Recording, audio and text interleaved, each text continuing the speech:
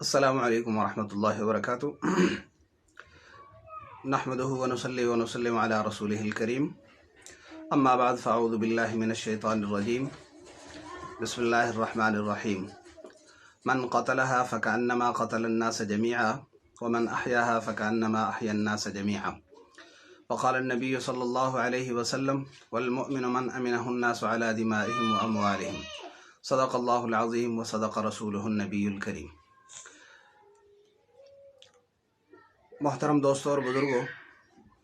آپ احباب کو علم ہے کہ چند دن پہلے سیال کوٹ میں ایک بہت ہی افسوسناک واقعہ رونما ہوا،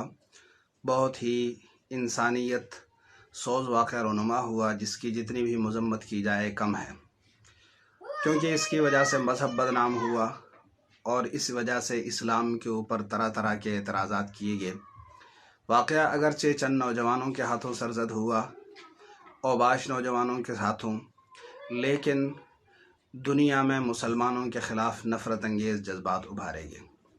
اور جلتی پر تیل کا کام پھر ہمارے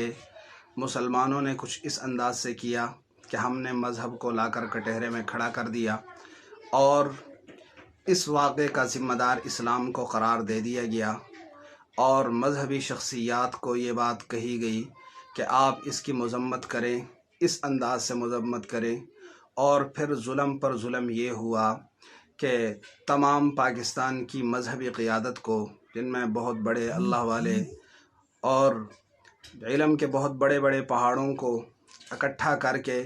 سری لنکن سفیر کے پاس معافی مانگنے کے لیے بھی بھیج دیا گیا۔ سری لنکن سفیر کے پاس معافی مانگنے کے لیے جانا کوئی ایسی معیوب بات نہیں ہے، لیکن اس میں صرف مذہبی قیادت کو وہاں پر بھیجنا اور مذہبی علماء کرام کو بھیجنا یہ ایک قسم کی زیادتی ہے۔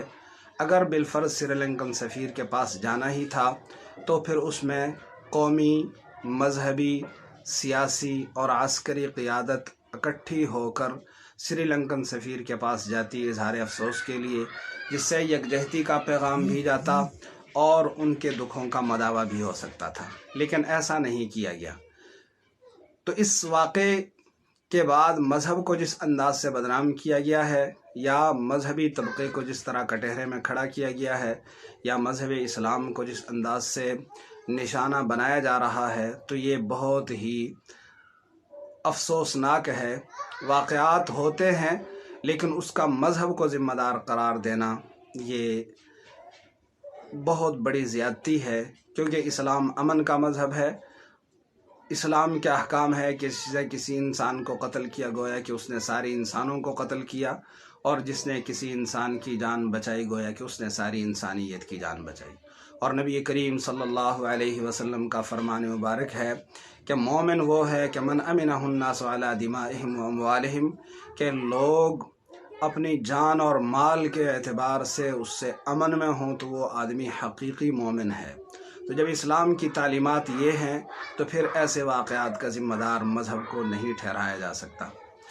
اگر میں نے چند کام کی بات بتائی ہیں اور آپ کو پسند آئی تو لائک کریں، شیئر کریں، اور میرے اس چینل کو سبسکرائب بھی کریں۔ اللہ رب العزت عمل کی توفیق عطا فرمائے۔